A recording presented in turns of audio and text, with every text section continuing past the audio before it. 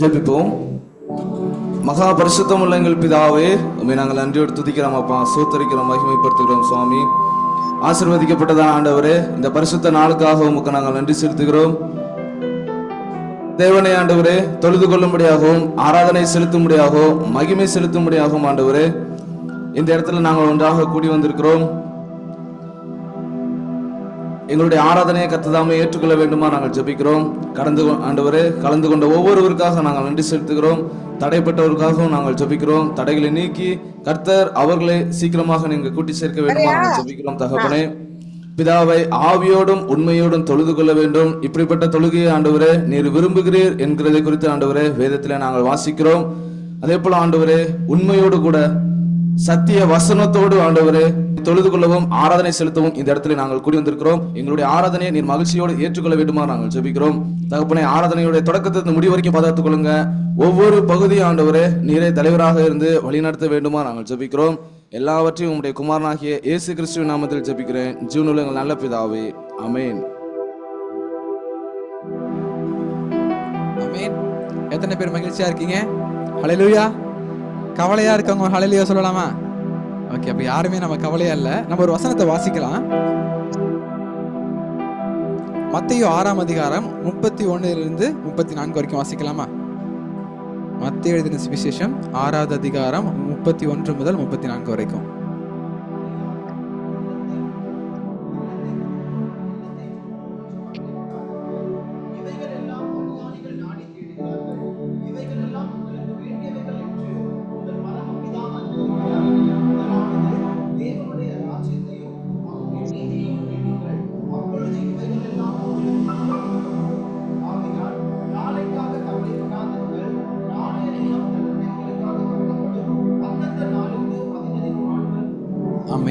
நம்ம வாசித்தது போல முதலாவது எதை தேடணுமா? தேவனுடைய ராஜ்யத்தையும் அவருடைய நீதியும் தேடணுமா. மற்ற எல்லாவற்றையும் தேவன் நமக்கு கூட கொடுத்துருவார். அப்போ நாளை தினத்தை குறித்து கவலைப்படுகிறதோ அல்லது இன்னைய தினத்தை குறித்து கவலைப்படுகிறதோ, சர்வீஸ் முடிச்சுட்டு போனதுக்கு அப்புறம் என்ன நடக்குன்னு நினைச்சு கவலைப்படுகிறதோ, அதெல்லாம் எதுவும் இல்லாம இந்த இடத்துல நம்ம யாருடைய ராஜ்யத்திற்காக, யாரை பார்ப்பதற்காக வந்திருக்கோம்? தேவனை பார்ப்பதற்காக வந்திருக்கோம். அப்போ முழு இருதயத்தோடு கூட, முழு கவனத்தோடு கூட, முழு ஆத்மாவோடு நம்ம என்ன பண்ணலாம்? தேவனை ஆராதிக்கலாம், தேவனுடைய வார்த்தையை நம்ம பெற்றுக்கொள்ளலாம். அந்த ஒரு மனநிலையோடு கூட நம்ம சில பாடலை பாடி தேவனை நம்ம ஆராதிக்கலாம். உங்களுக்கு பாடல் ஸ்கிரீன்ல வரும். நீரின்றி வாழ்வேது இறைவா, நம்ம சேர்ந்து பாடுவோம்.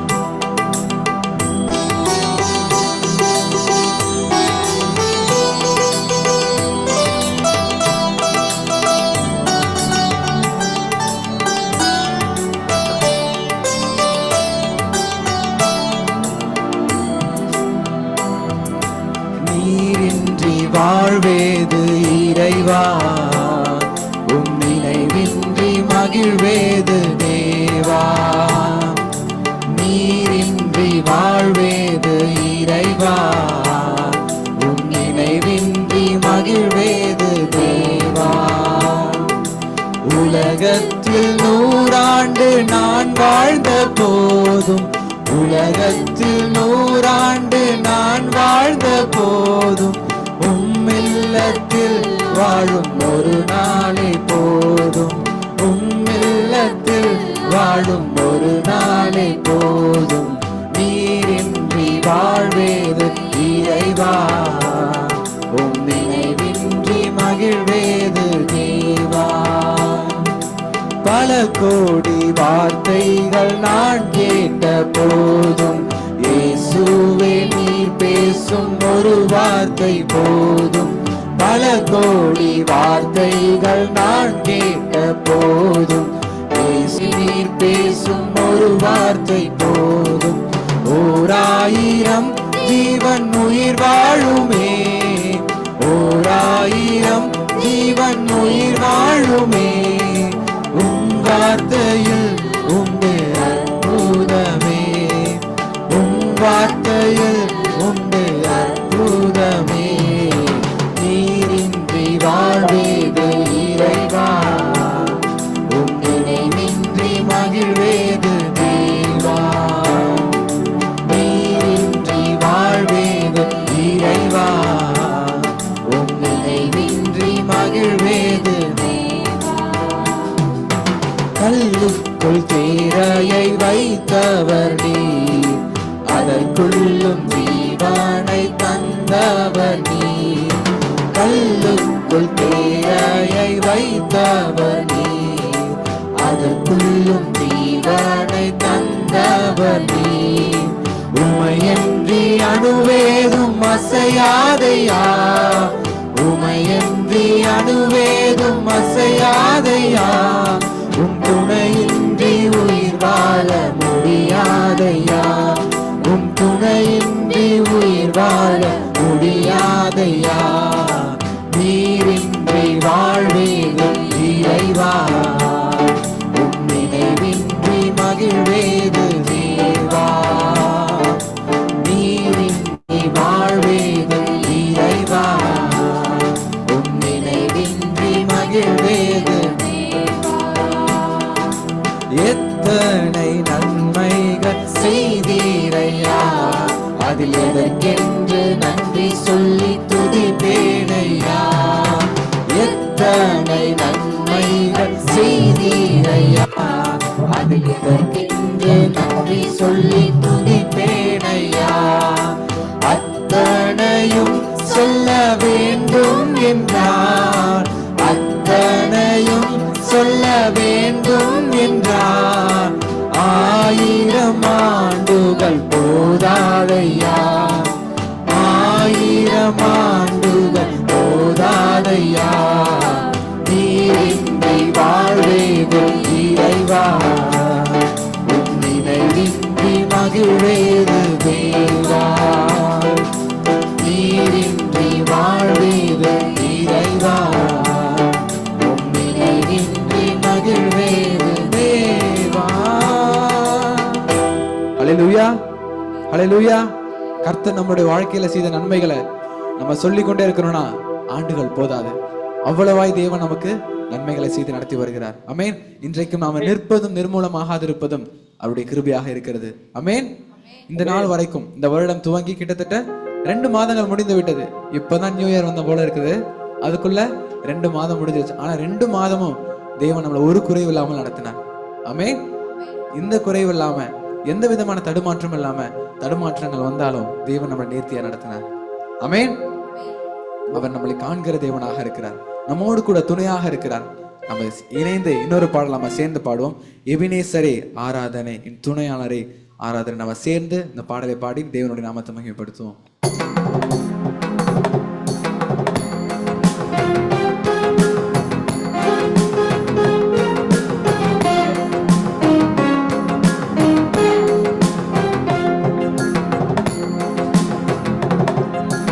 எபினேசரே ஆராதனை, என் துணையாளரே ஆராதனை. எபினேசரே ஆராதனை, என் துணையாளரே ஆராதனை. மறப்பேனோ உமது அன்பை, நான் மறப்பேனோ உமது அன்பை.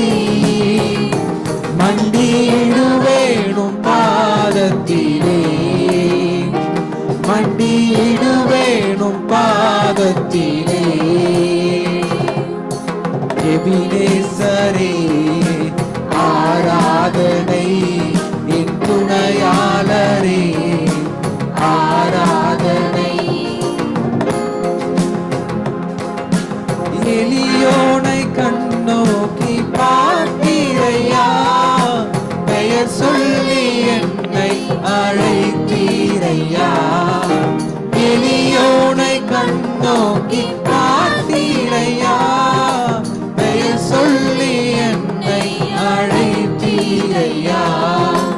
உமை விட்டு எங்கோ நான் சென்ற போதும், உமை விட்டு எங்கோ நான் சென்ற போதும், என்னை தேடி என் பின்னே வந்தீரையா, என்னை தேடி என் பின்னே வந்தீரையா. மறப்பேனோ உமது அன்பை, நான் மறப்பேனோ உமது அன்பை. மண்டி மண்டியிடுவேனும் பாதத்திலே, மண்டியிடுவேனும் பாதத்திலே. நீரென் மேல் வைத்த உம் கிருபையினால் நிர்மூலமாகாமல் காத்தீரையா. நீரென் மேல் வைத்த உம் கிருபையினால் நிர்மூலமாகாமல் காத்தீரையா. கடுங்கோபத்தால் என்னை அடித்தாலுமே, கடுங்கோபத்தால் என்னை அடித்தாலுமே, கனிவாக என்னை நீர் தேற்றினீரையா. கனிவாக என்னை நீர் தேற்றினீரையா. மறப்பேனோ உமது அன்பை, நான் மறப்பேனோ உமது அன்பை. மண்டியிடுவேனும் பாதத்திலே, மண்டியிடுவேனும் பாதத்திலே. எபினேசரே ஆராதனை, என் துணையாளரே ஆராதனை. எபினேசரே ஆராதனை, என் துணையாளரே ஆராதனை.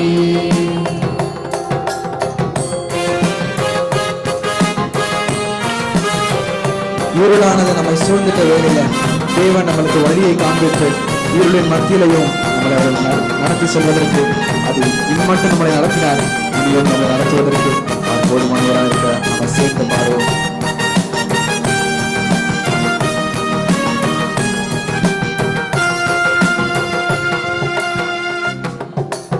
இருள் என்னை சூழ்ந்திட்ட நேரத்திலே, வழி ஒன்றும் அறியாமல் தவிக்கையிலே. இருள் என்னை சூழ்ந்திட்ட நேரத்திலே, வழி ஒன்றும் அறியாமல் தவிக்கையிலே. மறந்தீரோ என்று நான் அழுதேனையா, மறந்தீரோ என்று நான் அழுதேனையா. மறப்பேனோ என்று சொல்லி அழைத்தீரையா, மறப்பேனோ என்று சொல்லி அழைத்தீரையா. மறப்பேனோ உமது அன்பை, நான் மறப்பேனோ உமது அன்பை. மண்டியிடுவேன் உம் பாதத்திலே, மண்டியிடுவேன் உம் பாதத்திலே. எபினேசரே ஆராதனை, என் துணையாளரே ஆராதனை. எபினேசரே ஆராதனை, என் துணையாளரே ஆராதனை. மறப்பேனோ உமது அன்பை, நான் மறப்பேனோ உமது அன்பை. மண்டியிடுவேனும் பாதத்திலே, மண்டியிடுவேனும் பாதத்திலே. ஆமென். சில நேரங்களில் நம்ம நினைக்கிறோம் தேவன் நம்மளை மறந்துட்டாரா அப்படின்னு சொல்லிட்டு. ஆனாலும் கூட தேவன் எப்படிப்பட்டவராக இருக்கார் தெரியுமா? அவர் நம்மளை காண்கிறவராக இருக்கிறார். நம்மளுடைய சிறுமையில நம்மளை கண்ணோக்கி பார்க்கிறவராக இருக்கிறார். நம்ம தள்ளப்பட்ட பொழுது அவர் நமக்கு உதவி செய்கிறவராக இருக்கிறார். அப்படிப்பட்ட தேவன் அவர் நம்மளை மறந்துடுவார்னு நினைக்கிறீங்களா? நம்மளை விட்டுருவாருன்னு நினைக்கிறீங்களா? கைவிட்டுருவாரா? கரம் பிடித்தவர் கடைசி வரைக்கும் நம்மளை வழி நடத்துவார். ஆமென். நம்மளை அழைத்தவரோ அவர் உண்மையுள்ளவராக இருக்கார். எத்தனை பேர் விசுவாசிக்கிறீங்க நம்மளை அழைத்தவர் உண்மையுள்ளவராக இருக்கிறார்? ஆமென். நம்மளை அழைத்த தேவன் அவர் உண்மையுள்ளவராக இருக்கிறார். சில சூழ்நிலைகள் என்ன பண்ணும், ஏற்ற தாழ்வுகள் வந்தாலும் நம்மளுடைய வாழ்க்கையில தேவன் நம்மளை கரம் பிடித்து நடத்த ஒரு வல்லவராக இருக்கிறார். ஆமென். நம்ம சேர்ந்து இன்னொரு முறை இந்த பாடல் நம்ம சேர்ந்து பாடுவோம். நம்ம சேர்ந்து பாடி தேவனை நம்ம மகிமைப்படுத்துவோம்.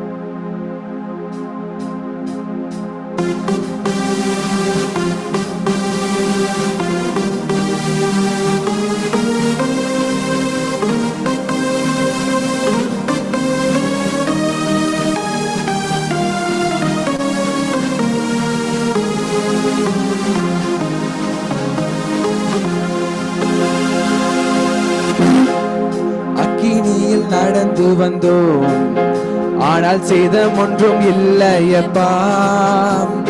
தண்ணீரை கடந்து வந்தோம், நாங்கள் மூழ்கி போவதில்லையப்பா. உங்க கிருபை எங்களை விட்டு இமை பொழுதும் விலகலப்பா. உங்க கிருபை எங்களை விட்டு இமை பொழுதும் விலகலப்பா. கரங்களை தட்டி பாடுவோம். எங்கள் தேவன் நீர், எங்கள் ராஜா நீர், நாங்கள் போற்றிடும் எங்கள் கண்மலை நீர். எங்கள் தேவன் நீர், எங்கள் ராஜா நீர், நாங்கள் போற்றிடும் எங்கள் கண்மலை நீர். செங்கடலை நீர் பிளந்தீர், செம்மையான பாதை தந்தீர். எரிகோவின் கோட்டைகளை யோசனையால் தகர்த்தீர். சேர்ந்து பாடுவோமா? செங்கடலை நீர் பிளந்தீர், செம்மையான பாதை தந்தீர். எரிகோவின் கோட்டைகளை யோசனையால் தகர்த்தீர். கோலியாத்தின் கோஷங்களை ஒரு நொடியில் வென்று விட்டீர். கோலியாத்தின் கோஷங்களை ஒரு நொடியில் வென்று விட்டீர். எங்கள் தேவன் நீர், எங்கள் ராஜா நீர், நாங்கள் போற்றிடும் எங்கள் கண்மலை நீர். எங்கள் தேவன் நீர், எங்கள் ராஜா நீர், நாங்கள் போற்றிடும் எங்கள் கண்மலை நீர். பலவித சோதனையா புலவிடப்பட்டோமையா, பொன்னாக மாற்றிவிட்டீர், புது இதயம் தந்தீர். சேர்ந்து பாடுவோமா? பலவித சோதனையா புலவிடப்பட்டோமையா, பொன்னாக மாற்றிவிட்டீர், புது இருதயம் தந்து விட்டீர். எங்கள் தலையை எண்ணெயினால் அபிஷேகம் செய்து விட்டீர். எங்கள் தலையை எண்ணெயினால் அபிஷேகம் செய்து விட்டீர். எங்கள் தேவன் நீர், எங்கள் ராஜா நீர், நாங்கள் போற்றிடும் எங்கள் கண்மலை நீர். எங்கள் தேவன் நீர், எங்கள் ராஜா நீர், நாங்கள் போற்றிடும் எங்கள் கண்மலை நீர். வருடங்களை உமது கிருபையினால் கடந்தோம், இனி வரும் நாட்களெல்லாம் உங்கள் மகிமதனை காண்போம். வருடங்களை உமது கிருபையினால் கடந்தோம், இனி வரும் நாட்களெல்லாம் உந்தன் மகிமைதனை காண்போம். எங்கள் ஆயுள் உள்ளவரை இயேசு நாமத்தை உயர்த்திடுவோம். எங்கள் ஆயுள் உள்ளவரை இயேசு நாமத்தை உயர்த்திடுவோம். எங்கள் தேவன் நீர், எங்கள் ராஜா நீர், நாங்கள் போற்றிடும் எங்கள் கண்மலை நீர். எங்கள் தேவன் நீர், எங்கள் ராஜா நீர், நாங்கள் போற்றிடும் எங்கள் கண்மலை நீர். அக்கினியில் நடந்து வந்தோம், ஆனால் சேதம் ஒன்றும் இல்லையப்பா. தண்ணீரை கடந்து வந்தோம், நாங்கள் மூழ்கி போவதில்லையப்பா. உங்க கிருபை எங்களை விட்டு இமை பொழுதும் விலகலப்பா. உங்க கிருபை எங்களை விட்டு இமை பொழுதும். நம்ம எழும்பி நின்று பாடுவோம். எங்கள் தேவன் நீர், எங்கள் ராஜா நீர், நாங்கள் போற்றிடும் எங்கள் கண்மலை நீர். எங்கள் தேவன் நீர், எங்கள் ராஜா நீர், நாங்கள் போற்றிடும் எங்கள் கண்மலை நீர். எங்கள் தேவன் நீர், எங்கள் ராஜா நீர், நாங்கள் போற்றிடும் எங்கள் கண்மலை நீர். எங்கள் தேவன் நீர்,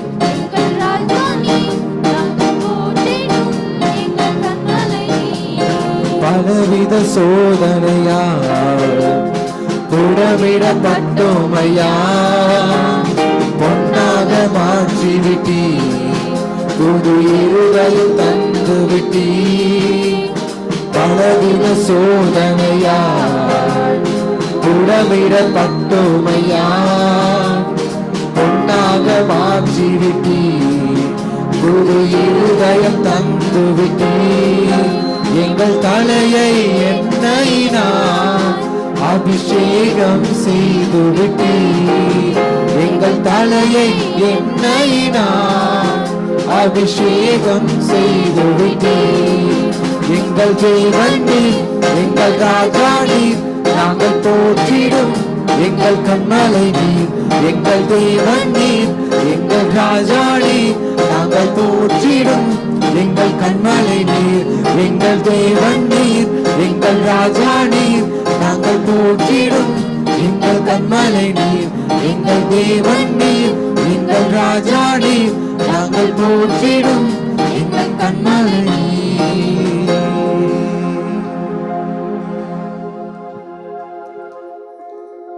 தாவீது சொல்லுவாரு சங்கீதம் 23, கர்த்தரன் மெய்ப்பரா இருக்கிறார், நான் தாழ்ச்சி அடையன். அவர் என்னை புல்லுள்ள இடங்களில் மேய்த்து அமர்ந்த தண்ணீர் அண்டையில் என்னை கொண்டு போய் சேர்க்கிறான்னு அவரை பார்த்து அவரே சொல்வார், என் ஆத்துமா நீ தேவனை நோக்கி காத்திரு. சங்கீதத்துல பார்க்கும் பொழுது தன்னை குறித்து அவரே சொல்லுவார், என் ஆத்துமாவே நீ தேவனை நோக்கி காத்திரு, நீ அவரை நோக்கி காத்திரு, உனக்கு ஒத்தாசை அவரிடத்துல இருந்து வரும்னு சொல்லிட்டு.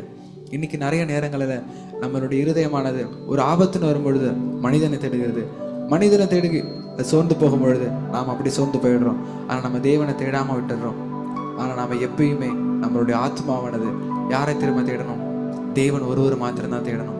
ஏன்னா நாம நம்பி இருக்கிறது, நம்மளுடைய நம்பிக்கை, நம்மளுடைய அரண், நம்மளுடைய கோட்டை எல்லாமே அவரா இருக்கிறார். அப்போ நாம நம்புவது தான் வரும்.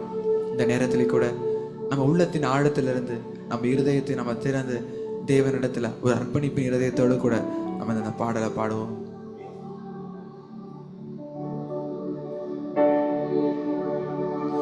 என் ஆத்துமா உம்மை நோக்கி அமர்ந்திருக்கும், நான் நம்புவது உம்மாலே ஆகும். என் ஆத்துமா உம்மை நோக்கி அமர்ந்திருக்கும், நான் நம்புவது உம்மாலே ஆகும். கண்மலையே அடைக்கலமே, என்பலனே என்னை மீட்பவரே. கண்மலையே அடைக்கலமே, என்பலனே என்னை காப்பவரே. அசைவுறவிட மாட்டீர், என்னை அசைவுறவிட மாட்டீர். என் ஆத்துமா உம்மை நோக்கி அமர்ந்திருக்கும், நான் நம்புவது உம்மாலே ஆகும். என் ஆத்துமா உம்மை நோக்கி அமர்ந்திருக்கும், நான் நம்புவது உம்மாலே ஆகும். எக்காலத்திலும் உம்மை நம்பிடுவே, என் இதயத்தை உம்மிடம் ஊற்றிடுவே. எக்காலத்திலும் உம்மை நம்பிடுவே, என் இதயத்தை உம்மிடம் ஊற்றிடுவே. அசைவுறவிட மாட்டீர், என்னை அசைவுறவிட மாட்டீர். என் ஆத்துமா உம்மை நோக்கி அமர்ந்திருக்கும், நான் நம்புவது உம்மாலே ஆகும். என் ஆத்துமா உம்மை நோக்கி அமர்ந்திருக்கும், நான் நம்புவது உம்மாலே ஆகும். கிருபையும் மகிமையும் நிறைந்தவரே, சமயத்தில் தக்க பலன் அளிப்பவரே. கிருபையும் மகிமையும் நிறைந்தவரே, சமயத்தில் தக்க பலன் அளிப்பவரே. அசைவுறவிட மாட்டீர், என்னை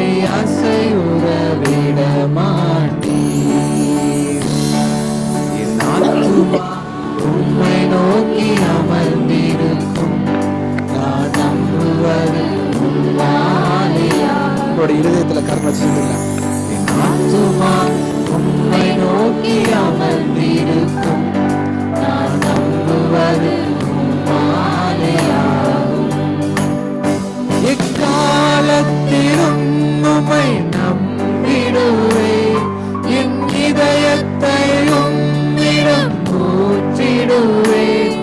எக்காலத்திலும் உம்மை நம்பிடுவேன், என் இதயத்தை உம்மிடம் ஊற்றிடுவேன்.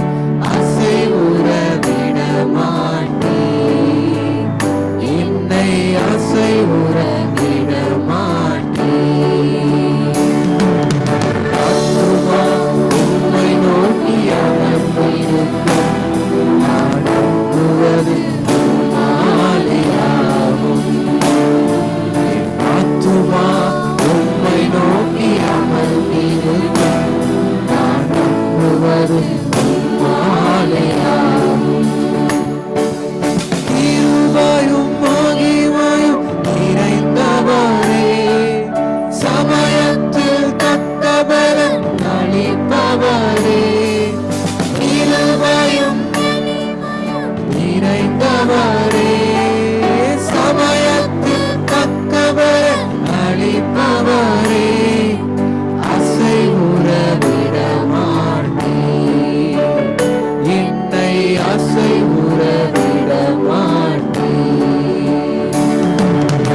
ஆத்துமா உம்மை நோக்கி அமர்ந்திருக்கும், நான் நம்புவது உம்மாலேயாகும். ஆத்துமா உம்மை நோக்கி அமர்ந்திருக்கும், நான் நம்புவது உம்மாலேயாகும்.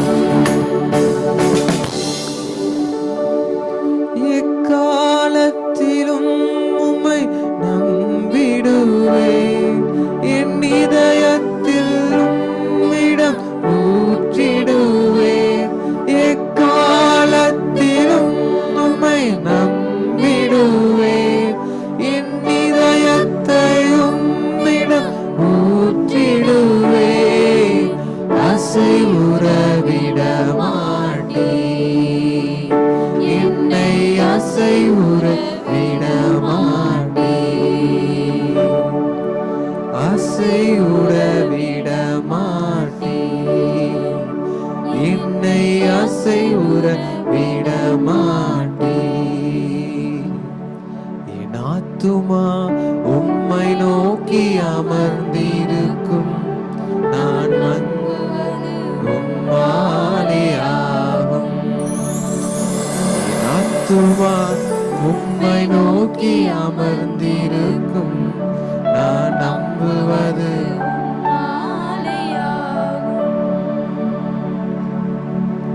நம்மளுடைய ஆத்துமா தேவனையே நம்பி இருக்கிறதுனால ஒரு நாள் நம்ம அசைந்து போகும்படிக்கும் நம்ம கலங்கி போகும்படிக்கும் தேவன் விட மாட்டார்.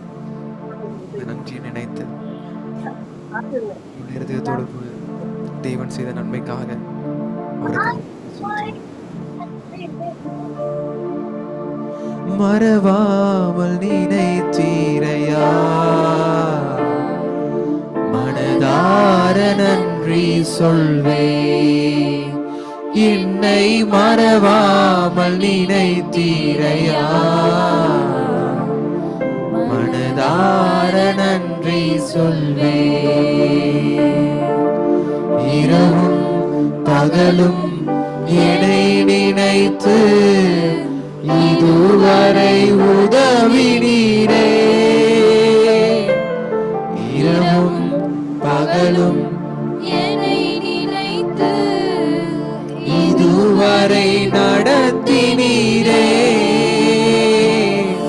நன்றி நன்றி ஐயா, கோடி கோடி நன்றி ஐயா. கரங்களை உயர்த்தி நன்றி நன்றி ஐயா, கோடி கோடி நன்றி ஐயா. எபினேசர் நீர்தானையா, இதுவரை உதவி நீரே. எபினேசர்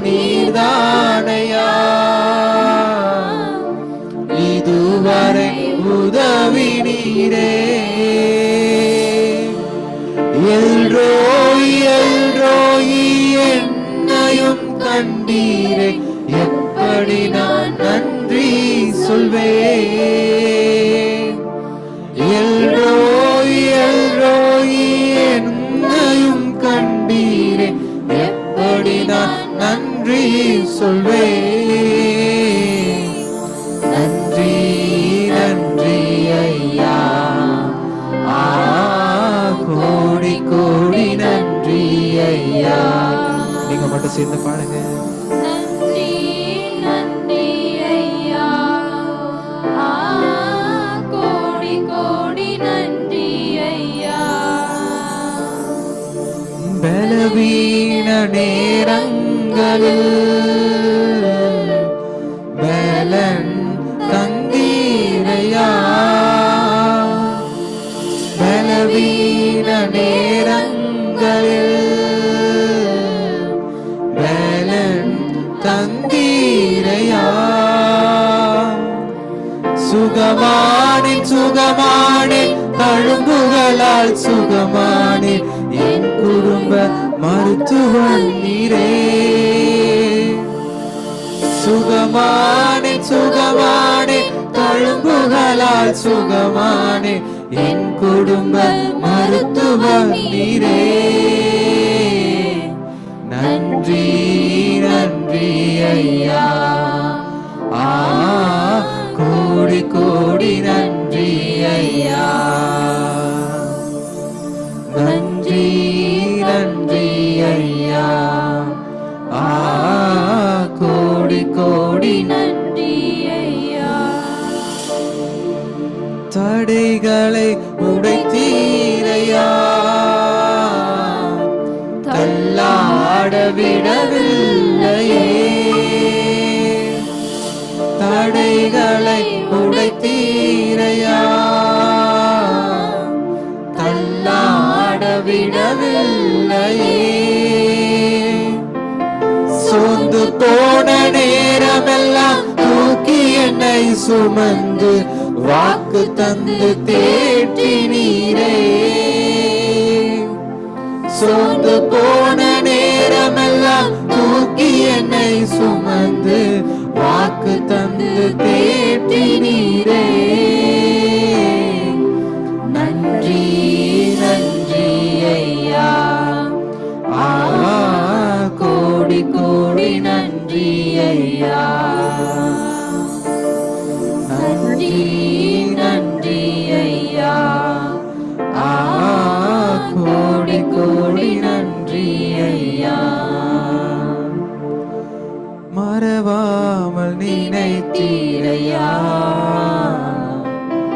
மனதார நன்றி சொல்வேன். என்னை மறவாமல் நினைத்தீரையா, மனதார நன்றி சொல்வேன். இரவும் பகலும் என்னை நினைத்து இதுவரை உதவினீரே.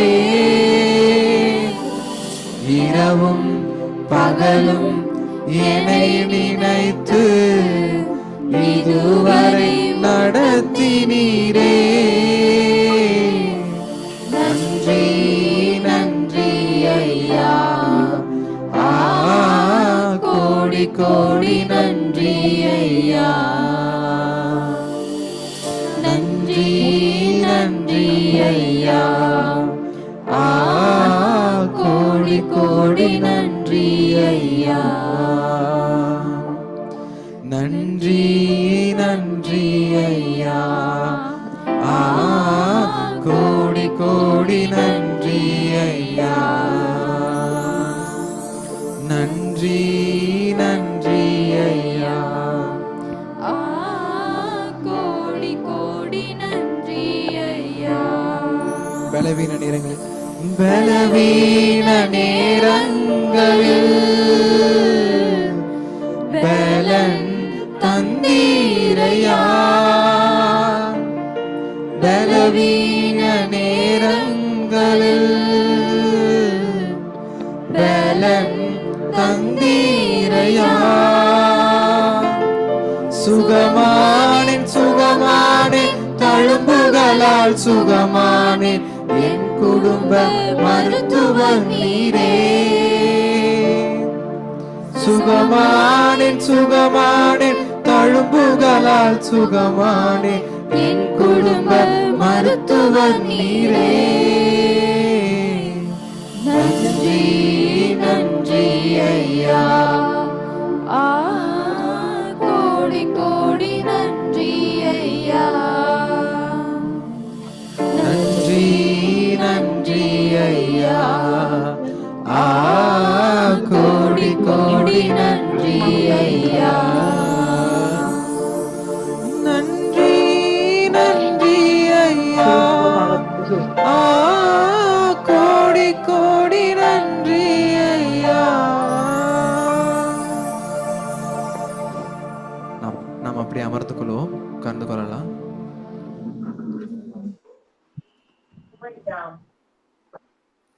நம்ம கொஞ்ச நேரம் தேவனை ஆராதிச்சோம். தேவன் நம்மளுடைய ஆராதனையை ஏற்றுக்கொண்டிருப்பார் நம்ம விசுவாசிக்கிறோம். இந்த காலை வேளையிலையும் உங்களை மீண்டும் பார்த்ததுல மிகுந்த மகிழ்ச்சி. சியோன் வெளிச்சம் திருச்சபை சார்பாக உங்களையும் நாங்கள் வரவேற்கிறோம். எல்லாரும் மகிழ்ச்சியா இருக்கீங்களா? ஆமென். எல்லாரும் மகிழ்ச்சியா இருக்கீங்களா? இப்பொழுதும் கூட மிக முக்கியமான நேரமா இருக்கிறது. நம்ம தேவனுடைய வார்த்தையை நம்ம கேட்க இருக்கிறோம். இந்த வேளையில நம்மளுடைய சபையின் போதகர் தியோடர் வில்லியம்ஸ் அவர்கள் நமக்காக வார்த்தையை கொடுக்க இருக்கிறாங்க. நம்ம கரங்களை தட்டி வரவேற்கலாமா? கரங்களை தட்டி வரவேற்போம்.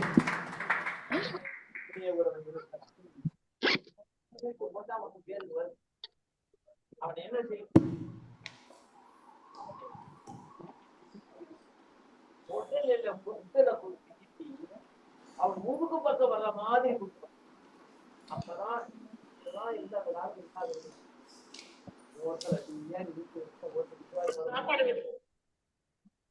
வண்டியை ஸ்டார்ட் பண்ணுங்க. ஹாஸ்பிட்டலுக்கு ஊக்கரக கோபத்தை நீக்கி விட்டார். குடும்பங்களிலே ஊக்கரக கோபம். ஹல்லேலூயா. சந்தோஷமா இருக்கீங்களா? ரொம்ப நாள் பார்க்க முடியாத முகங்கள் எல்லாம் இந்த நாளில் வந்திருக்கீங்க. மிகவும் மகிழ்ச்சி. ஒரு வாரத்தில் சொல்லணும்னாக்கா, நாம் எல்லோரும் தேவனுடைய பார்வையில் ரொம்ப விசேஷத்தமானவர்கள். ஆமென். ஸோ அதனால தான் தேவன் என்ன செஞ்சிருக்காரு? அநேக தடைகளை தாண்டி, அநேக போராட்டங்களை தாண்டி என்ன பண்ணியிருக்காரு? நம்மளை இந்த இடத்துல கூட்டி சேர்த்திருக்கிறார். அப்போ இந்த இடத்துல நம்மை கூட்டி சேர்க்கிறதுக்கான என்ன இருக்கு? ஒரு நோக்கம் இருக்கிறது. அநேக பிரயாசங்களை தாண்டி இந்த இடத்துல வந்திருக்கிறோம். அந்த பிரயாசங்களை தாண்டுவதற்கு என்ன இருக்கு? ஒரு நோக்கம் இருக்குதுன்னு பார்க்க. ஒரு நோக்கம் இல்லாமல் என்ன பண்ணிருக்க மாட்டார் தேவன். நம்ம இந்த இடத்துல கூட்டி சேர்க்க வேண்டியதான அவசியம் இல்லை என்று நான் பார்க்கிறோம். இதனால நம்ம பார்க்க போகிற அந்த தலைப்பு, போன வாரம் என்ன கேட்டோம்? ஞாபகம் இருக்காரு? போன வாரம் என்ன தலைப்புல நம்ம கேட்டோம்? கண்களை திறந்த குருடனை குறித்து நான் பார்த்தோம் இல்லையா? இந்த இடத்துல வர முடியாதவங்க ஆன்லைன்ல கேட்டிருப்பீங்க விசுவாசிக்கிற. கண்களை திறந்த ஒரு குருடன். அப்போ இயேசு கிறிஸ்துவானவர் ஒரு குருடனுடைய கண்களை திறக்கிறார். அந்த குருடனுடைய கண்களை திறக்கிறதன் மூலமா என்ன செய்யறாரு? ஒரு ஆவிக்குரிய ரீதியான ஒரு காரியத்தை என்ன பண்றாரு? நமக்கு வெளிப்படுத்துகிறார் இல்லையா? ஆவிக்குரிய ரீதியிலே குருடர்களாக இருக்கிற எல்லாருக்கும் என்ன பண்றாரு? சத்தியத்தின் மூலமாக அவர்களுடைய கண்களை திறந்து தேவனுடைய வார்த்தையினுடைய புரிதலை அவர் தருகிறார். பரலோக ராஜ்யம் என்றால் என்ன என்பதான அந்த தெளிவை என்ன பண்றாரு? அந்த விவரிக்கிறார் என்று நம்மளால் பார்க்க முடிகிறது இல்லையா?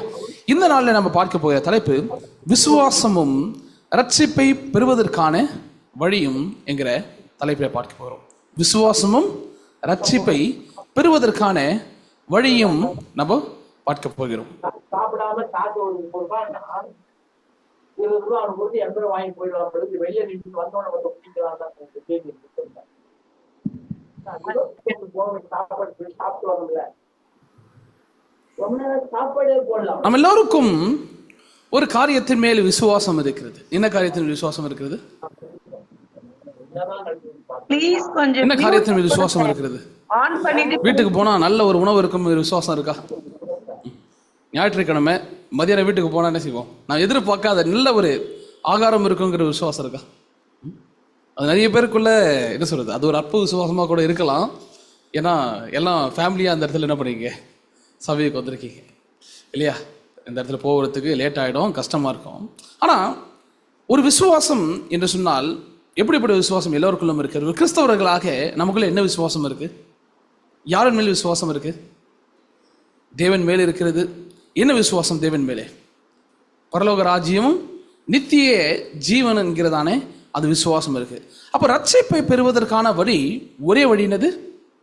ஆண்டவராகிய இயேசு கிறிஸ்து என்கிற ஒரே வழி என்று நாம் பார்க்கிறோம் இல்லையா? இது பொதுவாக கிறிஸ்தவர்களாய் இருக்கிற எல்லோருக்குள்ளும் இருக்கிற ஒரு விசுவாசம் என்று நாம் பார்க்கிறோம். ஆனால் ஒரு கிறிஸ்தவராய் நான் பிறந்து விட்டேன், அதனாலே இந்த விசுவாசத்தை கொண்டு நான் வாழ வேண்டும் என்கிற ஒரு கட்டாயத்தில் நாம் வாழ்கிறோமா?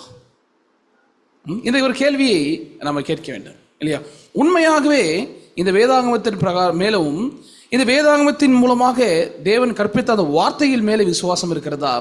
இல்லைனா நான் கிறிஸ்தவனாக இந்த உலகத்தில் என்ன பண்ணிட்டேன், பிறந்து விட்டேன், நான் பிறந்ததுனால அந்த விசுவாசத்தின் மேலே என்ன பண்றேன், ஒரு கட்டாயமாக இந்த விசுவாசத்திற்குள்ளாக, இந்த ஒரு டிசிப்ளின் கீழாக, இந்த ஒரு கடவுளுக்கு கீழாக நான் என்ன பண்ணிருக்கேன், இருக்கிறேன். அந்த ரெண்டு விதத்தை நம்ம சொல்லலாம். ஆனால் நான் கிறிஸ்தவனாய் பிறந்து விட்டேன், அதனால இந்த ஒரு விசுவாசத்துக்கு கீழாக என்ன பண்ணேன், சிறிய வயதிலிருந்து நான் வளர்க்கப்பட்டேன் அப்படின்னு நீங்க நினைச்சீங்கன்னாக்கா, நம்மளுடைய விசுவாசம் எதன் மேல இருக்கணும்? நம்முடைய விசுவாசம் வேதத்தின் மேலாகவும் தேவனின் மேலாகவும் இருக்க வேண்டும் இல்லையா? அப்ப அதுதான் அந்த ரட்சிப்பை பெறுவதற்கான வழி. யாரு? தேவன், அவருடைய வார்த்தை மாத்திரமே என்று நம்மளால பார்க்க முடியும் இல்லையா?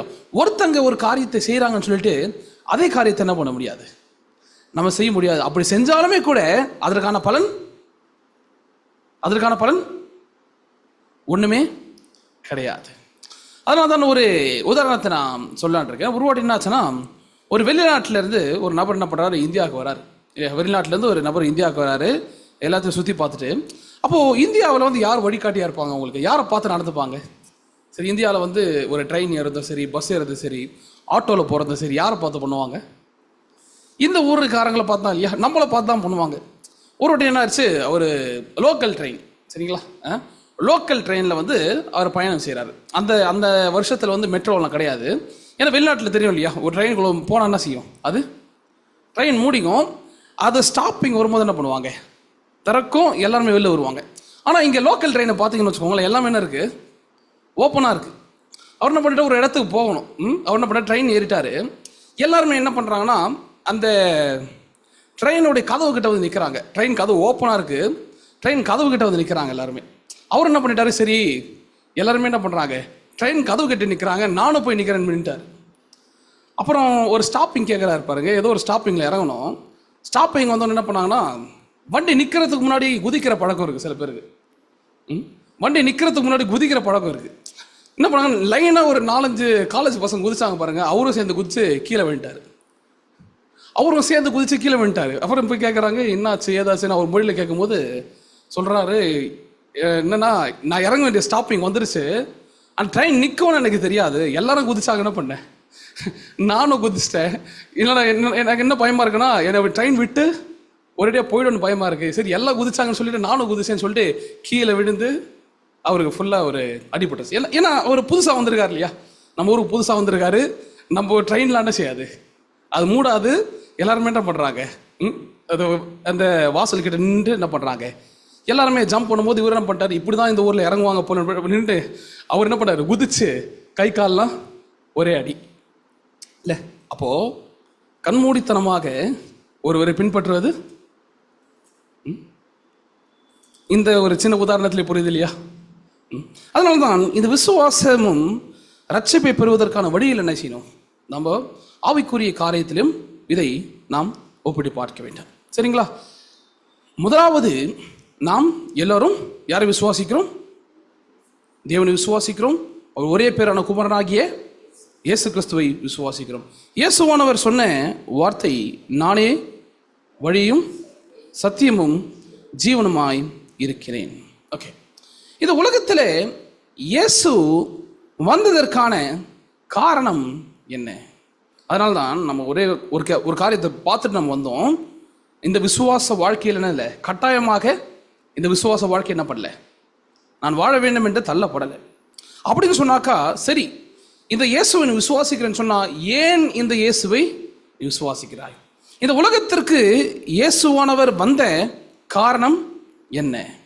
அந்த காரணத்தை என்ன பண்ணோம்? முதலாவது நம்ம தெரிந்து கொள்ள வேண்டும். நம்ம எடுத்து வாசிக்கலாம். வாசிக்கும்படியாக தெரிந்து கொள்ளப்பட்ட வேத பகுதி ரோமர் 5ஆம் அதிகாரம் வசனம் 10 to 11 வரைக்கும் வாசிக்கலாம்.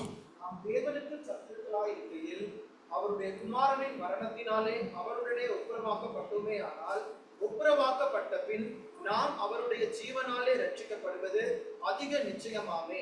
அதுவும் அல்லாமல் இப்பொழுது ஒப்புரவாக்குதலை நமக்கு கிடைக்க பண்ணின நம்முடைய கர்த்தராகிய இயேசு கிறிஸ்து மூலமாய் நாம் தேவனை பற்றியும் மேன்மை பாராட்டுகிறோம். ஆமென். இந்த இடத்துல என்ன சொல்றாரு? எப்படி ஆரம்பிக்கிறாரு? நாம் தேவனுக்கு சத்துருக்களாய் என்ன பண்றோம்? அப்ப இந்த இடத்துல பாருங்க, தேவனுக்கு நாம் எப்படி இருக்கணுமா? சத்துருக்களாய் இருக்கிறோம் என்று சொல்றார். அப்ப நம் தேவனுக்கு சத்துருக்களாய் இருக்கையில் என்ன செய்தாராம்?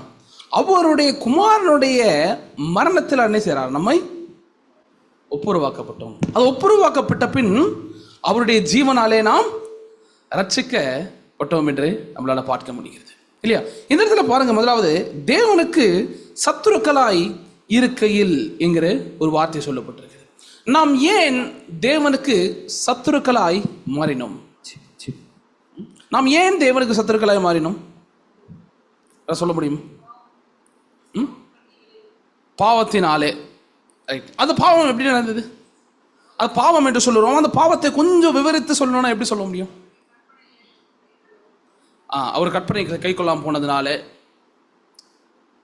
எஸ், அரேஞ்ச் பண்ணிக்கோங்க.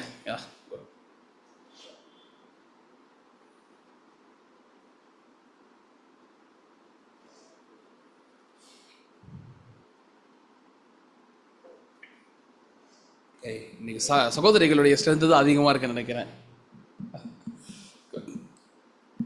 ஓகே, நம்ம அவருடைய கற்பனைகளை கை கொள்ளாமல் போனதுனால. ஆனால் எல்லாத்திற்கும் ஆரம்பம் என்று ஒன்று இருக்கு இல்லையா? அது எல்லாத்துக்கும் ஆரம்பம் எந்த சம்பவத்தை சொல்லுவோம்? அவன் இல்லையா? அதான் அதே தொடர்ந்து அந்த வசனத்தை நம்ம வாசித்து பார்க்கும் பொழுது அந்த 12ஆம் வசனத்தில் சொல்றாரு பாருங்க.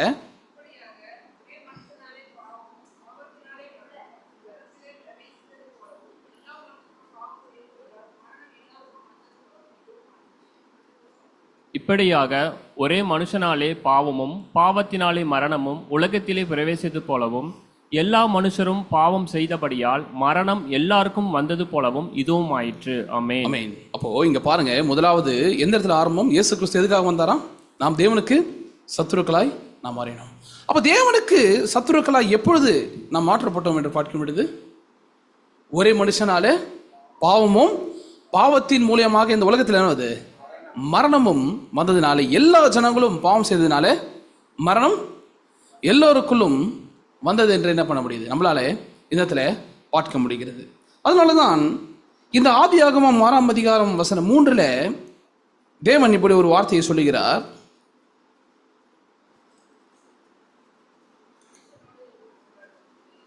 அப்பொழுது கர்த்தர், என் ஆவி என்றென்றைக்கும் மனுஷனோட போராடுவதில்லை, அவன் மாமிசம் தானே, அவன் இருக்க போகிற நாட்கள் 120 வருஷம் என்றார். ஆமென். ஆமென். என் ஆவி மனுஷனோட போராடுவதில்லை, அவன் மாம்சம் தானே, அவன் இருக்க போகிற நாட்கள் 120 வருஷம் என்றார். அப்போ பாவத்தினாலே மரணம் அந்த உலகத்தில் வந்ததுனால, எல்லா ஜனங்களும் பாவம் செய்ததுனால மரணம் எல்லோருக்குள்ளும் வந்தது. ஆனால் வேத வசனம் இன்னொரு காரியத்தை சொல்லுகிறது, பாவத்தின் சம்பளம் மரணம். அப்போ மரணத்தினுடைய ஆரம்பம் என்ன? அது பாவம் என்று நம்மளால் பார்க்க முடிகிறது. அப்போ அந்த பாவத்தின் விளைவாக தான் இந்த இடத்துல பாருங்க, இந்த மனுஷன் மாம்சம் தானே, இவன் சாகக்கூடிய ஒருவனாய் மாறிவிட்டான். வேதாகமத்தில் முதலாக தேவன் அந்த மனிதனுடைய வயதை என்ன பண்றாரு? இந்த இடத்துல குறிப்பிடுகிறார். இவன் இத்தனை நாள் தான் என்ன செய்ய போறான்? வாழப்போகிறான். ஏனென்றால் பாவமும் மரணமும் தேவனுடைய கற்பனைகளை கை கொள்ளாத காரணத்தினால இந்த உலகத்திற்குள்ளாக வந்தது என்று பார்க்கிறோம். அப்ப தேவன் மனுஷனுடைய கூட இல்லாத காரணத்தினால என்ன செஞ்சிருந்தான்? பாவமும் மரணமும் மனிதனுக்குள்ளாக வந்தது என்று இந்த தெளிவாக பார்க்க முடியுது. அதனால்தான் சங்கீதம் 90ஆம் அதிகாரம் வசனம் 9 to 10 வரையும் நம்ம வாசிக்கலாம்.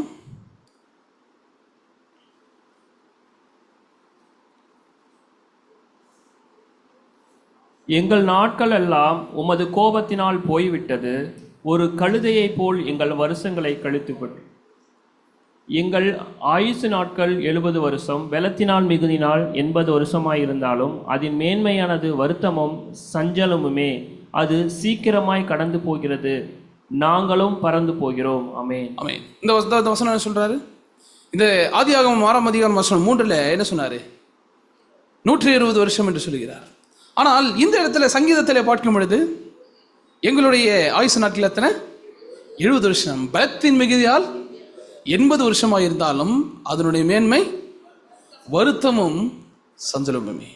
அது சீக்கிரமாய் கடந்து போகிறது, நாங்களும் பறந்து போகிறோம். இல்லையா? ஒரு ஸ்டேஜுக்கு மேலே என்ன செய்கிறோம்?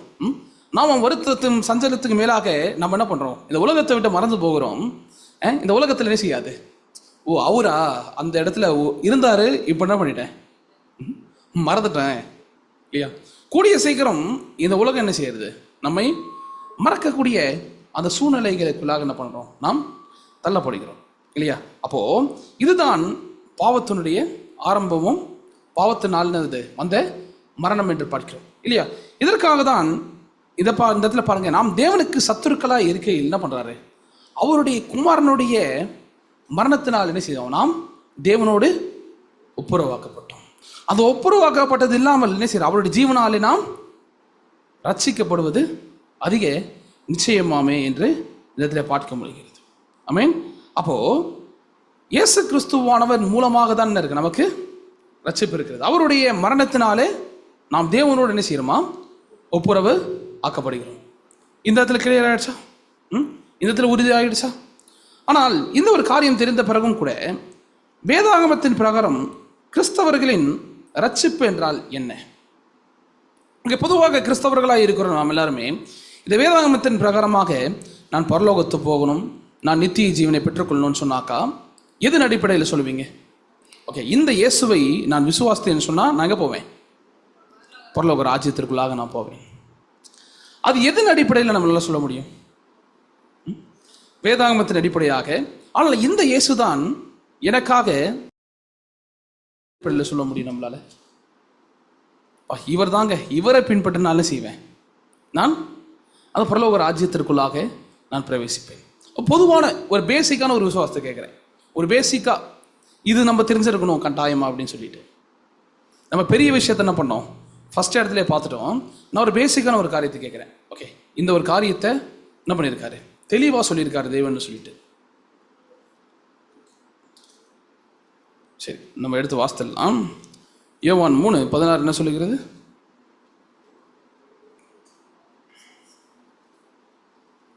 தேவன் தம்முடைய ஒரே பேரான குமாரனை விசுவாசிக்கிறவன் எவனோ அவன் கெட்டு போகாமல் நித்திய ஜீவனை அடையும்படிக்கு அவரை தந்தருளி இவ்வளவாய் உலகத்தில் அன்பு கூர்ந்தார். ஆமென். முதலாவது, தேவன் தம்முடைய ஒரே பேரான குமாரன் விசுவாசிக்கிறவன் எவனோ அவன் கெட்டு போகாமல் நித்திய ஜீவனை அடையும்படிக்கு என்ன பண்ணாரா? இந்த உலகத்தில் என்ன பண்ணாரு? அந்த குமாரை தந்து நம்ம இது அன்பு கூர்ந்தார். இல்லையா? இதுதான் என்ன செய்தோம்? நம்ம முன்னாடியே நம்ம என்ன பண்ணோம்? ஒரு பெரிய இல்லையா ஆதி ஆகமத்திற்கு போய் என்ன பண்ணோம்? மறுபடியும் நம்மளுடைய விசுவாச வாழ்க்கைக்கு ஏன் நாம் விசுவாசிக்கணும்னு சொல்லிட்டு நம்ம வந்தோம். இல்லையா? அப்போ இந்த இயேசுவை நான் ஏன் விசுவாசிக்க வேண்டும்? பொதுவான விசுவாசம் என்னது? யோவான் 3:16 தேவன் என்ன பண்ணியிருக்கார்? நித்திய ஜீவனை நாம் பெற்றுக்கொள்ளும்படியாக அவர் ஒரே பேரான குமாரனை இந்த உலகத்திற்கு அனுப்பினார். சரி, அப்போ அந்த குமாரனை நாம் விசுவாசிப்பது என்றால் என்ன? ரட்சிக்கப்படக்கூடிய விசுவாசம் மற்றும் ரட்சிக்க முடியாத ஒரு விசுவாசம், இரண்டு விசுவாசங்கள் இருக்கிறது. இயேசு கிறிஸ்துவானவர் இந்த உலகத்தில் நாம் ரட்சிக்க முடியாக தேவன் என்ன பண்ணிருக்காரு? அவரோட கூட ஒப்புரவாக்க முடியாக அவர் அனுப்பினார். அவர் விசுவாசிக்கிறதன் மூலமா என்ன செய்யறோம்? நம்ம நித்திய ஜீவனை பெற்றுக்கொள்ள முடியும். ஆனால் இந்த இரண்டு விசுவாசங்கள் இந்த இடத்துல இருக்கிறது என்று பார்க்கிறோம். இரண்டு விசுவாசங்கள் இருக்கிறது. ஒன்று, ஒரு விசுவாசத்தினால் என்ன செய்யுமா நாம் ரட்சிக்கப்பட முடியும், இன்னொரு விசுவாசத்துல நம்மளால ரட்சிக்கப்பட முடியாது. அது என்ன? ஒரு விசுவாசம் இல்லைன்னா தானே ரசிக்கப்பட முடியாது, ஆனால் விசுவாசம் இருந்தும் ரசிக்கப்பட முடியாது.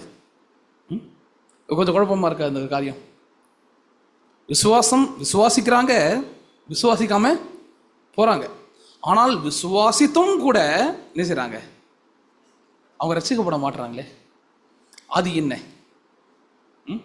ரெண்டு விஷயத்த நம்ம பொதுவாக கேள்விப்பட்டிருக்கோம். ஏற்றுக்கொள்றாங்க, ஏற்றுக்கொள்ளாம போறாங்க. வழியை பின்பற்றுறாங்க, வழியை பின்பற்றாம போறாங்க. கேட்கறாங்க, கேட்க மாட்டுறாங்க. இதுதான் நம்ம பொதுவாக நம்ம கேட்குற ஒரு காரியம் இல்லையா?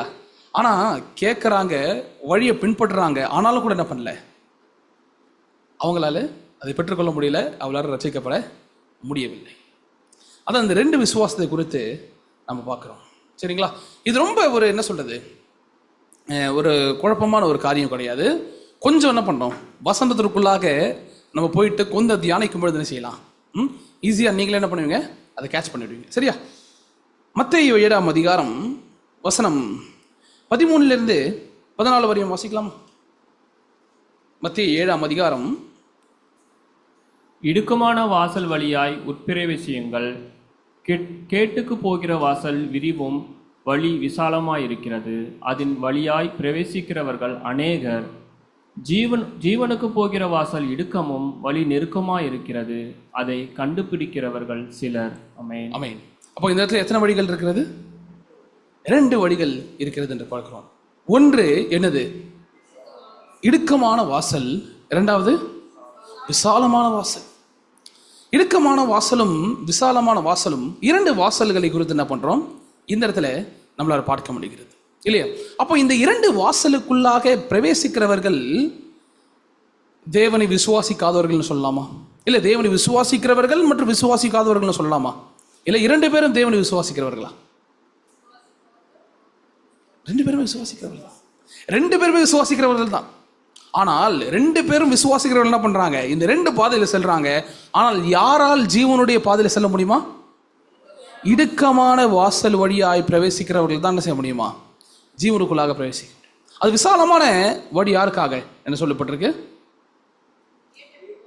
கேட்டுக்கு போகிறவர்கள் வாசல் இல்லையா?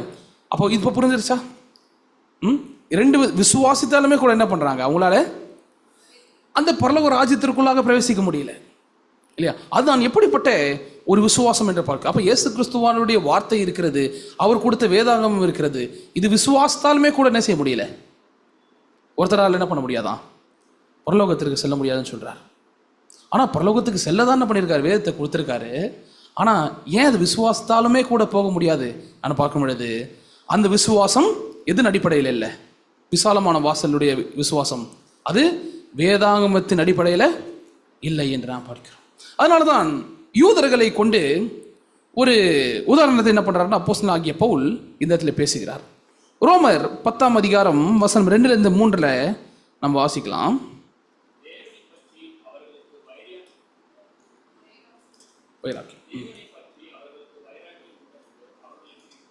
சாட்சி சொல்கிறார்கள், ஆகிலும் அது அறிவுக்கேற்ற வைராக்கியம் அல்ல. எப்படி என்றால் அவர்கள் தேவ நீதியை அறியாமல் தங்கள் சுயநீதியை நிலைநிறுத்த தேடுகிறபடியால் தேவ நீதிக்கு கீழ்ப்படியாதிருக்கிறார்கள். ஆமென்.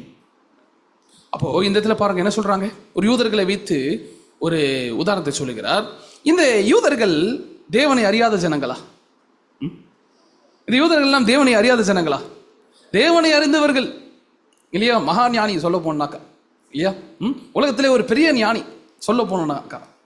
ஆனால் அவர்களை குறித்து அப்போஸ்தலன் ஆகிய பவுல் என்ன சாட்சி சொல்றாரு? ஏன்னா அவரும் இந்த பாதை என்ன பண்ணுது, கடந்து வந்த ஒருவர் இல்லையா? முன்னாள் பரிசேயன் அவரும் என்ன பண்ணியிருக்காரு, இந்த பாதையை கடந்து வந்ததுனால அவர் பேசிக்கிட்டு இருக்காரு. இந்த யூத ஜனங்களுக்கு தேவன் மேல் என்ன இருக்கு, தேவனை குறித்து வைராக்கியம் உண்டு. அவர் மேலே அளவுக்கு அதிகமான அன்பும் விசுவாசம் என்ன இருக்கு இருக்கு.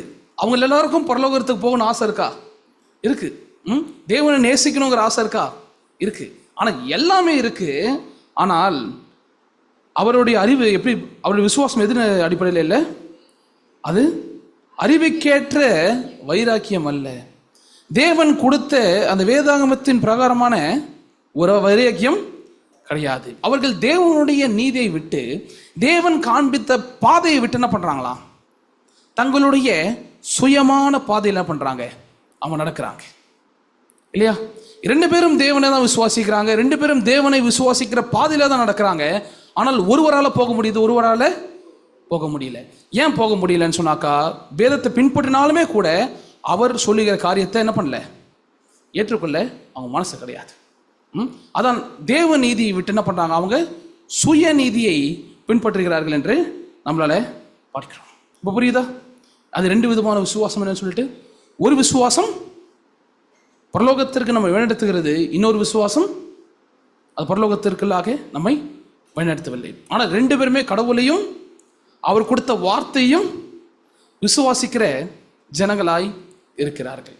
அதே போல இயேசு கிறிஸ்துவானவர் இந்த முதலாம் வருகையில் இந்த உலகத்திற்கு வந்த பொழுது என்ன செய்யல, ஒரு கூட்ட ஜனம் ஏற்றுக்கொண்டாங்க, இன்னொரு கூட்ட ஜனம் ஏற்றுக்கொள்ளவில்லை. அப்போ இன்னொரு கூட்ட ஜனம் யார்? அவங்கள நாத்திகர்களா? இன்னர்கள் அவங்களாம் நாத்திகர்களா? எல்லாரும் தேவனை அறிந்தவர்கள் இல்லையா? எல்லோரும் தேவனை அறிந்தவர்கள், எல்லோரும் தீர்க்கதரிசனத்தை விசுவாசிக்கிறவர்கள் இல்லையா? எல்லோரும் மேசியா வருவார் என்று காத்து கொண்டிருந்த ஜனங்கள் இல்ல? அப்போ இப்படிப்பட்ட ஜனங்களுக்குள்ளாக என்ன இருக்கு? விசுவாசம் உடையவர்களுக்குள்ளாகவே தேவ நீதியும் சுய நீதியும் இரண்டு விதமான விசுவாசங்கள் இருக்கிறது. இந்த இரண்டு விதமான விசுவாசமே ஒருவரை என்ன பண்ணவில்லை, பரலோக ராஜ்யத்திற்கு செல்ல முடியாமல் அவர் என்ன பண்ணுது, அவர்களை தடுத்து போடுகிறது. அதனாலதான் மத்தேயு 7ஆம் அதிகாரம் மீண்டுமாக போகலாம். மத்தேயு 7:21 23 அவர் சொல்லுகிற காரியம் ஒன்று இருக்கு. பரலோகத்தில் இருக்கிற என் பிதாவின் சித்தத்தின்படி செய்கிறவனே பரலோக ராஜ்யத்தில் பிரவேசிப்பானே அல்லாமல் என்னை நோக்கி கர்த்தாவே கர்த்தாவே என்று சொல்கிறவன் அதில் பிரவேசிப்பதில்லை. அந்நாளில் அநேகர் என்னை நோக்கி கர்த்தாவே கர்த்தாவே, உமது நாமத்தினாலே தீர்க்க தரிசனம் உரைத்தோம் அல்லவா, உமது நாமத்தினாலே பிசாசுகளை துரத்தினோம் அல்லவா, உமது நாமத்தினாலே அநேக அற்புதங்களை செய்தோம் அல்லவா என்பார்கள். அப்பொழுது நான் ஒரு காலம் உங்களை அறியவில்லை, அக்கிரம செய்கைக்காரரே என்னை விட்டு அகன்று போங்கள் என்று அவர்களுக்கு சொல்லுவேன் என்றார். ஆமென். ஆமென். இடுக்கமான வழியும் விசாலமான வழி, இடுக்கமான வழி விசாலமான வழி என்று என்ன பண்ணோம், ரெண்டு வழிகளை பார்த்தோம்.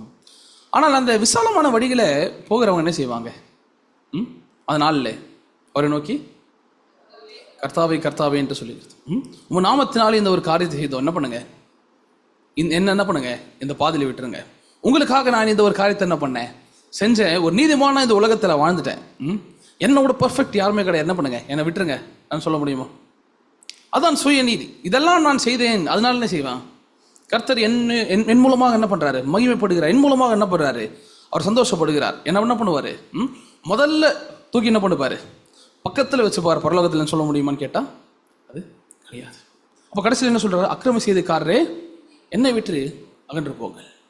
அப்போ அவர் சொல்லுகிற ஒரு காரியம் பாருங்க, பரலோகத்தில் இருக்கிற என் பிதாவின் சித்தத்தின்படி செய்கிறவனே பரலோக ராஜ்யத்தில் பிரவேசிப்பானே இல்லாமல் என்னை நோக்கி கர்த்தாவே கர்த்தாவே என்று அழைக்கிறவன் அதில் பிரவேசிப்பதில்லை இல்லையா? அப்போ பரலோகத்தில் இருக்கிற என் பிதாவின் சித்தத்தை செய்கிறவன் யார்? பிதாவின் சித்தத்தை செய்கிறவன் என்று பார்க்கும் பொழுது அவர் கொடுத்த அந்த வாக்கு தத்தத்தை விசுவாசிக்கிறவன், அந்த வாக்கு தத்தத்தின்படி தேவன் செய்யும் பொழுது அந்த உலகத்தில் அந்த காரியத்தை விசுவாசித்து நடக்கிறவன் தான் யாரு, தேவனுடைய சித்தத்தின்படி செய்கிறவன்.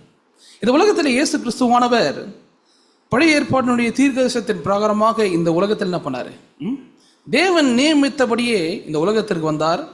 அவரை பின்பற்றின கூட்டம் என்னது இந்த உலகத்தில் இருந்தது.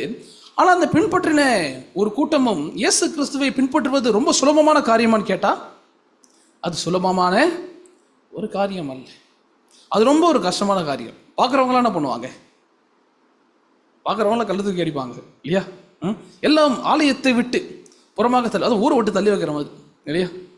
ஊரை விட்டு தள்ளி வைங்கன்னு சொல்ற மாதிரி என்ன செய்வாங்க, அந்த ஒரு கூட்டத்தை விட்டு தள்ளி வைக்கிற ஒரு நிலைமை இல்லையா? ஒரு குடும்பத்தை விட்டு தள்ளி வைக்கின்றதான ஒரு நிலைமை என்னது, இயேசு கிறிஸ்துவானவரை விசுவாசிப்பது, அந்த விசுவாச வாழ்க்கை தேவ நீதியை கை கொள்வது. ஏனென்றால் இந்த உலகம் என்னது, பாவத்தினாலே நிறைந்த உலகம். இந்த உலகம் மாத்திரம் பாவத்தினால் நிறைந்த உலகம் அல்ல, தேவனுடைய ஜனங்களும் அந்த மூட நம்பிக்கைகள்னால பிசாசினால என்ன பண்றாங்க, அவருடைய பிடியிலே இருக்கிறார்கள் பார்க்கிறோம்.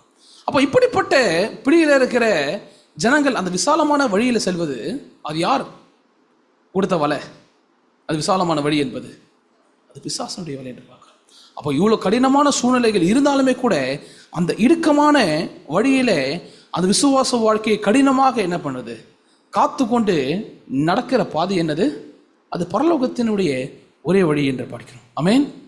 அதான் இந்த இடத்துல நாம் பார்க்க வேண்டியதானே ஒரு காரியம் என்று பார்க்கிறோம். ஆமென். அப்போ இயேசு கிறிஸ்துவானவரை விசுவாசிக்கிற விசுவாசம் என்பது தேவன் இந்த உலகத்திற்கு என் பாவத்திற்காக அனுப்பினார் மாத்திரமே விசுவாசிப்பது கிடையாது. அவர் இன்ன நோக்கத்திற்காக இயேசு இந்த உலகத்திற்கு வந்தார். தேவன் அந்த இயேசு கிறிஸ்துவின் மூலமாக என்னை என்ன செய்ய சொல்கிறார், இனிமேல் அவர் வரப்போகின்ற நாளில் நான் என்ன செய்யணும், எப்படிப்பட்ட விசுவாச வாழ்க்கையை நான் வாழ வேண்டும் என்பது என்ன பண்ணணும், வேதாகமத்தின் பிரகாரமாக அந்த தீர்க்க தரிசனத்தின் பிரகாரமாக என்ன செய்யணுமா நாம் சோதித்து பார்த்து அதை விசுவாசிக்குமே தவிர இதை செய்தால் போதும், இந்த விசுவாசம் எனக்குள்ளே இருந்தால் போதும், அந்த ரட்சிப்பிற்கான வழி என்ன பண்ணுவேன் நான் கண்டடைவேன் என்று சொல்லி என்ன பண்ண முடியாது. நம்முடைய இருதயத்துக்குள்ளே நம்மளால சொல்லிக்கொள்ள முடியாது. ஆனால் இயேசுவின் இரண்டாம் வருகையின் பொழுது நாம் எப்படிப்பட்ட விசுவாசிகளாக இருக்க வேண்டும், இது இயேசு கிறிஸ்துவின் இரண்டாம் வருகையில் இது ரட்சிப்பிற்கான வழியை பின்பற்றுகிற நாம் எப்படிப்பட்ட விசுவாசம் உடையவர்களாக, எப்படிப்பட்ட விசுவாசிகளாக இருக்க வேண்டும். இடுக்கமான வழியில பிரவேசிக்கிறவர்களா இல்லை விசாலமான வழியில போகிறவர்களாக? இடுக்கமான வாசல்கள், அது இடுக்கமான வாசல். அப்ப அந்த இடுக்கமான வாசல் எப்பொழுது நமக்கு வரும்னு நினைக்கிறீங்க? தேவனுடைய மெய்யான விசுவாச வாழ்க்கையை நாம் பின்பற்றும் பொழுதுதான் இல்லையா? அப்போ சிறிய வயதிலிருந்து நமக்கு ஒரு காரியம் இதுதான் என்று, இதுதான் நான் பின்பற்ற வேண்டிய இயேசு, இதுதான் நான் பின்பற்ற வேண்டிய தேவனுடைய சித்தம், இதை நான் பின்பற்றினால் போதும், எல்லாம் என்ன பண்ணுவாரு, கர்த்தர் எனக்கு செய்து விடுவார் என்கிறதான ஒரு நம்பிக்கை நமக்குள்ளாக இருக்கலாம். ஆனால் அதெல்லாம் கிடையாது. என்ன பண்ண, எல்லாத்தையும் மாற்று, இதுதான் தேவனுடைய சித்தம், இதுதான் உண்மையான அர்த்தம், என்ன பண்ண இதன்படி தான் நீ நடக்கணும்னு சொன்னாக்கா அது சுலபமாக இருக்குமா? எல்லாத்தையும் மாற்று, இதெல்லாம் கிடையாது, இப்படிதான் நீ நடக்கணும் அப்படின்னு அவர் மாற்றி போட்டார்னாக்கா அதெல்லாம் பின்பற்றுறது சுலபம் நினைக்கிறீங்களா? சுலபம் கிடையாது. ஆனால் அப்படி செய்தால் மாத்திரம்தான் இருக்க சொல்றாரு, நாம் பரலோக ராஜ்யத்திற்குள்ளாக அது பிரவேசிக்க முடியும்.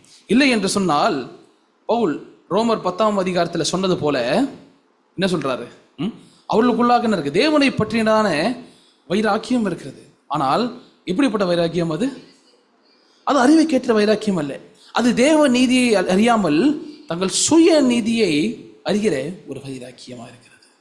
ஆனால் இந்த நாட்களிலும் கூட நான் இயேசு கிறிஸ்துவை விசுவாசிக்கிறேன், விசுவாச வாழ்க்கை எனக்குள்ளாக இருக்கிறது, நான் ரட்சிப்பிற்கான வழியில் நான் நடந்து கொண்டிருக்கிறேன்னு சொல்லலாம் நம்ப. ஆனால் அது அறிவைக்கேற்ற வைராக்கியமா, என்னுடைய சுய நீதியா என்பதை நம்ம சற்று யோசித்து பார்க்க வேண்டும். அப்ப தேவ நீதியை நாம் பின்பற்ற வேண்டும் சொன்னால் அவர் நமக்கு கொடுத்திருக்கிறதான அந்த வாக்கு தத்தத்தை பின்பற்றுவது அது மிக முக்கியமாக இருக்கிறது என்று பார்க்கிறோம் இல்லையா? அதான் 1 தெசலோனிக்கேயர் 3ஆம் அதிகாரம் 13 வாசிக்கலாமா? இவ்விதமாய் நம்முடைய கர்த்தராகிய இயேசு கிறிஸ்து தமது பரிசுத்தவான்கள் அனைவரோடு கூட வரும்போது நீங்கள் நம்முடைய பிதாவாகிய தேவனுக்கு முன்பாக பிழையற்ற பரிசுத்தம் உள்ளவர்களாய் இருக்கும்படி உங்கள் இருதயங்களை ஸ்திரப்படுத்துவாராக. ஆமென். அப்போ இவ்விதமாய் நம்முடைய கர்த்தராகிய இயேசு கிறிஸ்து தமது பரிசுத்தவான்கள் அனைவரோடு கூட வரும் பொழுது இல்லையா, எந்த பகுதியை பேசுறாரு தெரியுதா? வெளிப்படுத்தின விசேஷம் அந்த முடிவில் அந்த பரலோகத்தினுடைய சேனைகளோடு கூட என்ன பண்றாராம், இயேசு கிறிஸ்துவானவர் இந்த பூமியில வரும் பொழுது, இந்த பூமியிலே ஒரு வாசம் செய்யும் பொழுது தனக்கென்று இந்த பூமியில் என்ன பண்றாரு, ஒரு கூட்ட ஜனத்தை பிரித்தெடுத்து எடுக்கும் பொழுது நீங்களும் என்ன செய்யணும்னு சொல்றாரு, நீங்களும் நம்முடைய பிதாவாகிய தேவனுக்கு முன்பதாக பிழையற்ற பரிசுத்தம் உள்ளவர்களாக இருக்கும்படி அவர் வரும் பொழுது அவராலே கூட்டி சேர்க்கப்பட்ட நாம் எல்லோரும் பிழையற்ற பரிசுத்தவான்களாய் இருக்கும்படி. அப்ப நாம் பிழையற்ற பரிசுத்தவான்களாய் இருக்க வேண்டும் என்று சொன்னால் என்ன செய்யணும், நம்மளுடைய சுய நீதிக்குள்ளாக நாம் நிற்கக்கூடாது, தேவனுடைய நீதியின் படியாக என்ன செய்யணுமா நாம் நடந்து செல்ல வேண்டும். அதனால் தான் வெளிப்படுத்தும் விசேஷம் 14ஆம் அதிகாரம் வசனம் 1 - 5 இப்படியாக சொல்லுகிறது.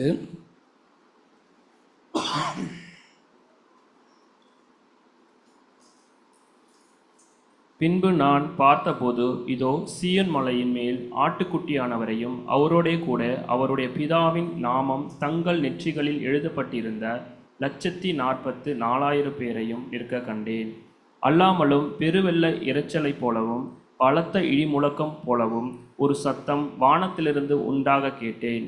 நான் கேட்ட சத்தம் சிரம மண்டலக்காரர் தங்கள் சிரம மண்டலங்களை வாசிக்கிற ஓசையை போலிருந்தது. அவர்கள் சிங்காசனத்திற்கு முன்பாகவும் 4 ஜீவன்களுக்கு முன்பாகவும் மூப்பர்களுக்கு முன்பாகவும் புது பாட்டை பாடினார்கள். அந்த பாட்டு பூமியிலிருந்து மீட்டு கொள்ளப்பட்ட 144,000 பேரே அல்லாமல் வேறொருவரும் கற்றுக்கொள்ள கூடாதிருந்தது. ஸ்திரீகளால் தங்களை கரைப்படுத்தாதவர்கள் இவர்களே, கற்புள்ளவர்கள் இவர்களே, ஆட்டுக்குட்டியானவர் எங்கே போனாலும் அவரை பின்பற்றுகிறவர்கள் இவர்களே. இவர்கள் மனுஷரிலிருந்து தேவனுக்கும் ஆட்டுக்குட்டியானவர்க்கும் முதற் பலனாக மீட்டு கொள்ளப்பட்டவர்கள். ஆமென். ஆமென். இந்த முன்பதாக நாம் வாசித்த வசனத்தின்படி அவருடைய பரிசுத்தவான்களிடையே வரும் பொழுது இந்த பூமியில் என்ன செய்வாரா? நம்ம எப்படி இருக்க சொல்றாரு? தேவனுக்கு முன்பதாக பிழையற்ற பரிசுத்தவான்களாக்கும்படி, இல்லையா? அப்போ இந்த பூமியிலே நம்மை பரிசுத்தவான்களாக என்ன பண்றாரு தேவன்? அந்த கடைசியாக நம்மை பிரித்தெடுத்து என்ன பண்றாரு? நம்மை எப்படி மாற்றுகிறார்? அதன் வெளிப்படுத்தும் விசேஷம் 14ஆம் அதிகாரம் 1 - 5 சொல்லுகிறது. இந்த சீயோன் மலையில அந்த பிழையற்ற பரிசுத்தவான்கள் யாராக கூட்டி சேர்க்கப்படுகிறார்கள்? 1,44,000 திரளான ஜனக்கூட்டமாகவும் அந்த பிழையற்ற பரிசுத்தவான்களாக இந்த சீயோன் மலையின் மேலே என்ன பண்றாங்க? ஒரு கூட்ட ஜனம் கூட்டி சேர்க்கப்படுகிறது, இல்லையா? அப்போ இவர்களை குறித்து வேதவசனம் என்ன சாட்சி கொடுக்கிறது? ஸ்திரீகளால் கரைப்படுத்தப்படாதவர் இவர்களே, கற்புள்ளவர்கள் இவர்களே, ஆட்டுக்குட்டியானவர் எங்கே போனாலும் அவரை பின்பற்றுகிறவர்களே. இவர்கள் மனுஷனிலிருந்து தேவனுக்கும் ஆட்டுக்குட்டியானவருக்கும் முதற் பொருளாக மீட்டு கொள்ளப்பட்டவர்கள். அப்போ இந்த ஒரு கூட்ட ஜனமானது என்ன செய்யலையா? தங்கள் சுய நீதியை என்ன பண்ணல, பின்பற்றவில்லை. தேவன் ஒரு பக்கத்தில் நடந்தானே செய்வாங்க, அந்த பக்கத்தில் இந்த ஜனங்களும் என்ன பண்றாங்க, நடக்கிறார்கள். இப்படிப்பட்ட இந்த கூட்டத்தில் இருக்கிற எல்லா ஜனங்களும் யாரு? எப்படிப்பட்ட வாசல்ல சென்றவங்களாம்? இடுக்கமான வாசல் வழியாக சென்ற ஜனங்கள் என்று என்ன பண்றோம், நம்ம பார்க்கிறோம், இல்லையா? அப்போ தேவன் நம்மை எப்படிப்பட்டவர்களாக இருக்கும்படியாக விரும்புகிறார்? இந்த இடுக்கம், இந்த பிழையற்ற ஒரு பரிசுத்தவான்களாக, இந்த இடுக்கமான வாசலாக இருந்தாலுமே கூட என்ன செய்யாங்க, தேவனுடைய உதவினால அதற்குள்ளாக பிரவேசித்து அந்த நித்திய ஜீவனை பெற்றுக்கொள்கிற ஒரு விசுவாசம் உடையவர்களாகவும் அந்த ரட்சிப்பிற்கான வழியை பின்பற்றுகிறவர்களாகவும் இருக்கும்படியாக தேவன் விரும்புகிறார், இல்லையா? அப்போ தேவனை விசுவாசிக்கிற நாம், வேதத்தை விசுவாசிக்கிற நாம் என்ன செய்யக்கூடாது? ஒரு கட்டாயத்தின் நிமித்தம் ஒரு விசுவாச வாழ்க்கையை நாம் வாழவில்லை, இல்லையா? வாழக்கூடாது என்று சொல்றது மேலாக நாம் யாரும் வாழவில்லை. அது கட்டாய விசுவாச வாழ்க்கைன்னு சொன்னா நீங்களாம் இந்த இடத்துல வந்திருப்பீங்களா பிரயாசப்பட்டு? இல்லை, இல்லையா? அப்ப தேவன் நம் மீது காண்பித்த அந்த இரக்கத்தினால் என்ன செய்திருக்கோம்? அது மெய்யான வழியை பின்பற்றி என்ன செய்திருக்குமா? இடத்துல தேவனுடைய வார்த்தை கற்றுக்கொள்ளும்படியாக நாம் வந்திருக்கிறோம், சரிங்களா? அப்போ இந்த வழியில என்ன பண்ணக்கூடாது, லெஃப்டோ ரைட்டோ நம்ம திரும்பாம ஒரே வழியில் என்ன செய்யலாம், நாம் எல்லோரும் நடக்கும்படியாக கர்த்தர் அவர் தொடர்ந்து நம்ம கிருபை பாராட்டுவார். ஆமென். கர்த்தர் இந்த வார்த்தைகளை கொண்டு உங்களை ஆசீர்வதிப்பார். நாம் ஜெபிப்போம். நல்ல பிதாவே, இந்த பரிசுத்த நாளுக்காக நன்றி செலுத்துகிறோம். இந்த நாளிலும் கூட ரட்சிப்பும் விசுவாசமும் அதனுடைய வழியை குறித்து நாங்கள் அறிந்து கொண்டோம். ஆண்டவரே, எப்படிப்பட்ட விசுவாச வாழ்க்கையை நாங்கள் வாழ வேண்டும், அந்த ரட்சிப்பிற்கான வழியை குறித்து நாங்கள் பார்த்தோம். ஆண்டவரே, இயேசு கிறிஸ்துவானவரே, விசுவாச வாழ்க்கைக்கும் எங்கள் பரலோக ராஜ்யத்திற்கு ஒரே வழி என்று நாங்கள் விசுவாசிக்கிறோம். வெறுமனே அவருடைய நாமத்தை மாத்திரம் விசுவாசிக்காமல் அவருடைய உண்மையான வார்த்தையை நாங்கள் விசுவாசித்து இயேசு கிறிஸ்துவார இந்த கடைசி நாட்களில் அவரை வரும் பொழுது பிதாவாகிய தேவனுக்கு முன்பதாக எங்களை பரிசுத்தம் உள்ளவர்களாக அவர் மாற்றுகிறீர். அதுக்காக நன்றி செலுத்துகிறோம் அப்பா. வேதத்தின் பிரகாரமாக அவருடைய சித்தத்தை நாங்கள் பின்பற்றவும் ஒருபோதும் சுயநீதி உடையவர்களாக இல்லாதவர்களாக எங்களை மாற்றும்படியாக ஜெபிக்கிறேன். இந்த இடத்துல வந்திருக்கிறதான ஒவ்வொருவருக்கும் வேத வசனத்தின் மூலமாக நீர் பேசியிருக்கிறீர். ஆழமாக அவர்கள் இன்னும் அநேக காரியங்களை புரிந்து கொள்ள கர்த்தர் உதவி செய்வாராக. இயேசு கிறிஸ்து ஜெபிக்கிற நல்ல பிதாவே.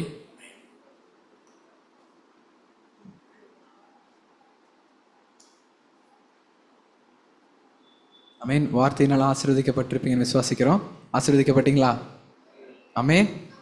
நம்ம இப்பொழுது கூட ஒரு சில அறிவிப்புகளை நம்ம பார்க்கலாம். ஒவ்வொரு வாரமும் ஞாயிற்றுக்கிழமை காலையில் 10 மணி அளவில் நமக்கு நேரடியான இங்கே ஆராதனையானது நடைபெற்று கொண்டிருக்கிறது. அது மட்டும் இல்லாமல் இணையதளத்திலையும் நமக்கு ஆராதனை நடந்து கொண்டிருக்கிறது. இணையதளத்தில் சென்னைக்கு அப்பால் இருக்கிற ஜனங்கள் அவர்கள் இணைந்து தேவனை ஆராதித்து கொண்டிருக்கிறாங்க. சென்னையில் இருக்கிற நாம நேரடியாக வந்து தேவனுக்கு நம்ம ஆராதனை செலுத்தலாம். அது மாத்திரம் இல்லாமல் போதகர் சொன்னது போல் நம்ம அநேக வேதத்தை குறித்த காரியங்களை நம்ம கற்றுக்கொள்ளணும். அப்படி தானே? வேதத்தில் என்ன அநேக காரியங்கள் இருக்குது. ஸோ அதுக்காக நமக்கு இலவசமான வேதாகம வகுப்பானது நமக்கு கற்பிக்கப்பட்டு கொண்டிருக்கிறது. நீங்களும் வந்து பங்கு பெறும்படி கேட்டுக்கொள்கிறேன். இங்கே இருக்கிற அநேகர் அந்த வகுப்பில் நீங்கள் படித்து கொண்டிருக்கிறீங்க. அதன் மூலமா நீங்கள் ஆசீர்வாதங்களை பெற்றுக்கொள்கிறீங்க. நமக்கு நேரடியான வகுப்பு நடந்து கொண்டிருக்கிறது. அதாவது நேரடியாக இந்த இடத்துல வந்து நமக்கு வகுப்பானது வருகிற மாதம் ஏப்ரல்லேருந்து நமக்கு அந்த கிளாஸ் நமக்கு ஸ்டார்ட் ஆக இருக்குது. ஸோ அதை பற்றின இன்ஃபர்மேஷன் உங்களுக்கு கொடுப்பாங்க. அது மட்டும் இல்லாமல் ஆன்லைனில் இணைந்து நீங்கள் படிக்கணும், உங்களுக்கு தெரிந்தவங்க படிக்கணும் அப்படின்னு நினச்சிங்கன்னா இன்றைக்கு தான் கடைசி நாள் ரெஜிஸ்ட்ரேஷனுக்கு. ஸோ உங்களுக்கு தெரிந்தவர்களுக்கு நீங்கள் தெரியப்படுத்தணும்னா தெரியப்படுத்துங்க. மொழி தமிழ் மற்றும் கன்னட மொழியில் நமக்கு அந்த வகுப்பு நடந்து கொண்டிருக்கிறது.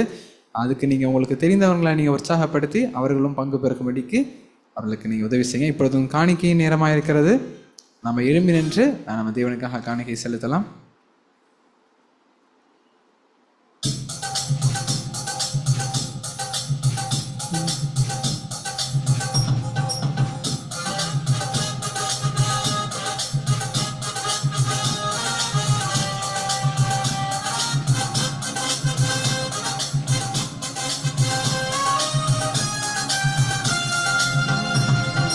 நீரே வழி, நீரே சத்தியம், நீரே ஜீவன், வேறே ஒரு தெய்வம் இல்லை, நீரே தேவன்.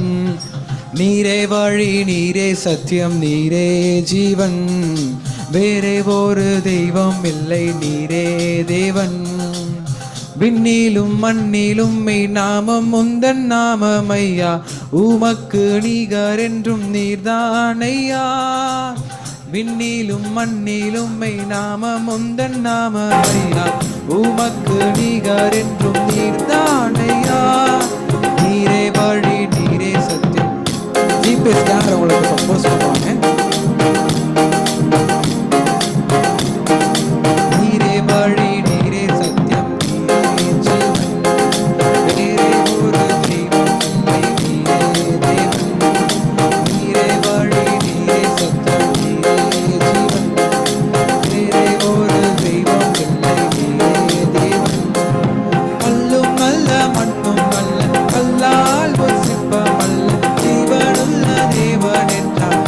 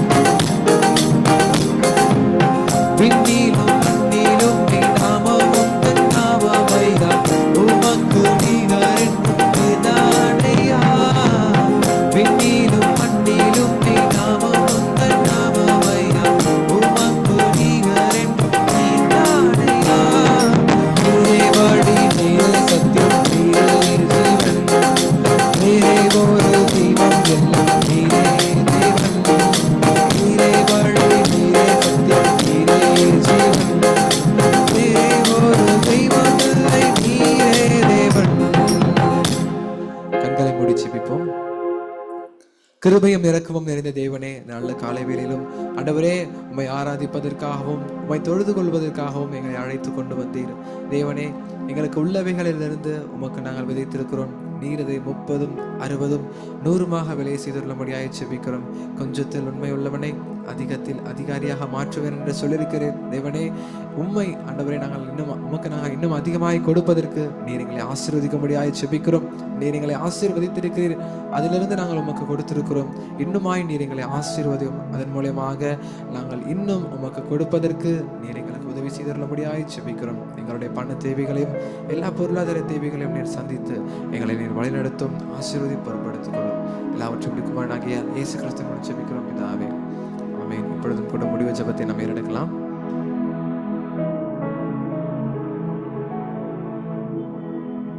ஜெபிப்போம்.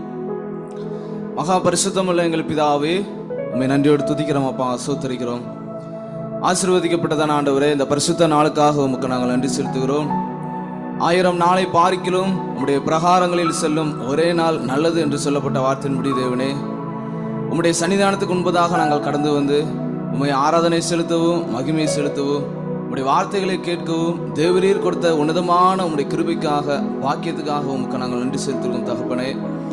எத்தனையோ பேருக்கு கிடைக்காத ஆண்டவரே, ஒரு மகா பெரிய ஒரு பாக்கியத்தை, ஒரு ஸ்லாக்கியத்தை ஆண்டவரே நீர் எங்களுக்கு ஏற்படுத்தி கொடுத்திருக்கிறீர். எங்களை முன்குறித்து ஆண்டவரே எங்களை தெரிந்தெடுத்து இந்த இடத்துல நீர் அழைத்து கொண்டு வந்திருக்கிறீர். அதற்காக உமக்கு நாங்கள் நன்றி செலுத்துகிறோம். நாங்கள் ஏறெடுக்கிற ஆராதனை ஆண்டவரே நீர் அங்கீகரித்து ஆண்டவரே, அதன் மூலமாக ஆண்டவரே நீர் மகிழ்ச்சி அடைகிறீர் என்பதை ஆண்டவரே நாங்கள் விசுவாசிக்கிறோம். அப்பா, இந்த ஆராதனை நாங்கள் ஏறெடுத்திருக்கிறோம், கர்த்தர் அதை அங்கீகரித்திருக்கிறீர் என்பதை நாங்கள் விசுவாசிக்கிறோம் தகப்பனே. கலந்து கொண்ட ஒவ்வொருவருக்காக நாங்கள் நன்றி செலுத்துகிறோம்.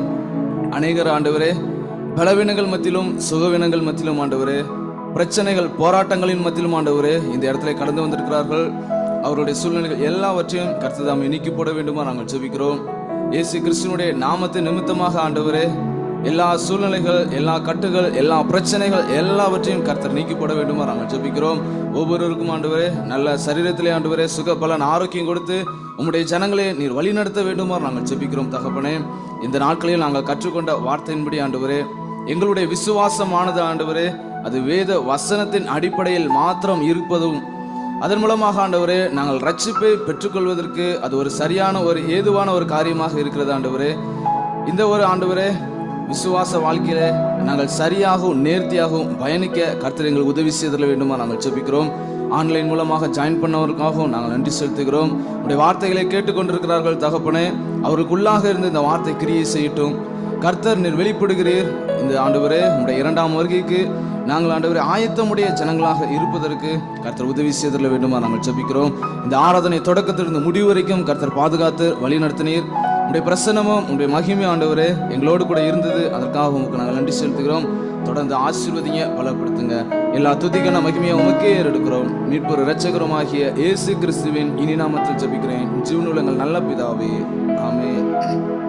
பரமண்டல ஜெபம். பரமண்டலங்களில் இருக்கிற எங்கள் பிதாவே, உடைய நாமம் பரிசுத்தப்படுவதாக, உடைய ராஜ்யம் வருவதாக, உடைய சித்தம் பரமண்டலத்திலே செய்யப்படுகிறது போல இந்த பூமியிலையும் செய்யப்படுவதாக. எங்களுக்கு வேண்டிய ஆகாரத்தை என்று எங்களுக்கு தாரும். எங்கள் கடனாளிகளுக்கு நாங்கள் மன்னிக்கிறது போல எங்கள் கடன்களை எங்களுக்கு மன்னித்தரலும். எங்களை சோதனைக்கு உட்பட பண்ணாமல் தீமையின்றி விலக்கி இரட்சித்துக் கொள்ளும். ராஜ்யமும் வல்லமையும் மகிமையும் என்றைக்கும் உம்முடையவைகளே, ஆமென்.